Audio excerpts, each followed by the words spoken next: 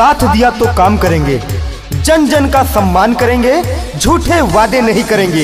ये कहना है ग्राम सभा परसापुर शोभापुर से आपका अपना प्रत्याशी, जो कि गरीबों के साथ हर समय हर घड़ी विकास की बात करते हैं, हमारे गुड्डू साहू जी। तो हाँ, गुड्डू साहू जी सनाप श्री चंद साहू जी को आप अपना बहुमूल्य मत देकर, भारी से भारी मत देकर विजयी बनाएं।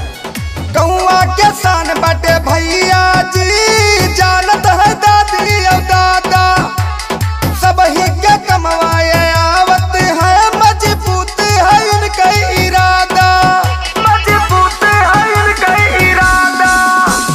गौवा के शान बाटे भैया जी, जानत है दादी और दादा, सब ही के कमवाए आवत है, मजबूत है इनका इरादा। सबके साथ रहे बूढ़े बच्चा कहे, सबके साथ रहे बूढ़े बच्चा कहे, गुड्डू साहू को अब की जिताना है, परसापुर का विकास कराना है, गुड्डू साहू को विजयी बनाना है, परसापुर का विकास कराना है, गुड्डू साहू को विजयी बनाना है। गरीबों के साथ कंधे से कंधा मिलाकर चलने वाला प्रत्याशी, सबके सुख और दुख में काम आने वाला प्रत्याशी, सबका सम्मान सबका फोन उठाने वाला प्रत्याशी, आपका भाई गुड्डू साहू सनाप श्री चंद साहू। तो याद रखें प्रिय मित्रों, इस बार आने वाले 2020 के चुनाव में आप अपने ईमानदार प्रत्याशी गुड्डू साहू को चुने और अपना बहुमूल्य मत देकर विजयी बनाएं। आधी रात को पड़े जो विपदा, दौड़ के भैया आते हैं, गुड्डू साहू भैया 24 घंटा फोन उठाते हैं, 24 घंटा फोन उठाते हैं। आधी रात को पड़े जो विपदा, दौड़ के भैया आते हैं, गुड्डू साहू भैया 24 घंटे फोन उठाते हैं। बाटे घर के बेटौआ ई नोट करा, फुल पावर में इनकर सपोर्ट करा, यदि गांव के विकास कराना है, शोभापुर को जो आगे बढ़ाना है, गुड्डू भैया को अपने जिताना है, परसापुर का विकास कराना है, गुड्डू साहू को विजयी बनाना है। सुना है आज समंदर को बड़ा गुमान आया है, सुना है आज समंदर को बड़ा गुमान आया है,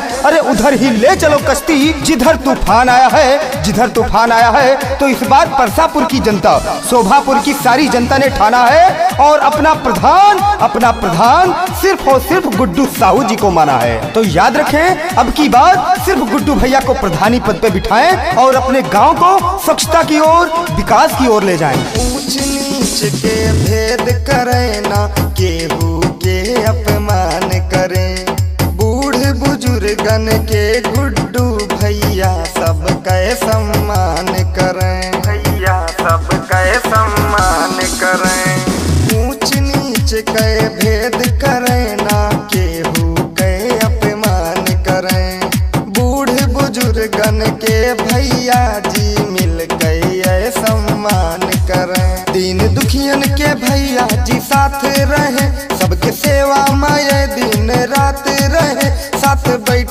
के खाते ये खाना है, परसापुर का विकास कराना है, गुड्डू साहू को विजयी बनाना है, परसापुर का विकास कराना है, गुड्डू साहू को विजयी बनाना है। हर घड़ी हर वक्त हर समय सिर्फ और सिर्फ विकास की बात करते हैं हमारे गुड्डू साहू जी। तो याद रखें, सिर्फ और सिर्फ गुड्डू साहू को अपना प्रधान चुने और कहते हैं कि हमको गमे जिंदगी से गुजरने नहीं देते, मरना भी चाहें तो मरने नहीं देते, मोतियों की माला को बिखरने नहीं देते, क्योंकि जिनको चाहते हमारे गुड्डू भैया उसको कभी बिगड़ने नहीं देते, नहीं देते, नहीं देते।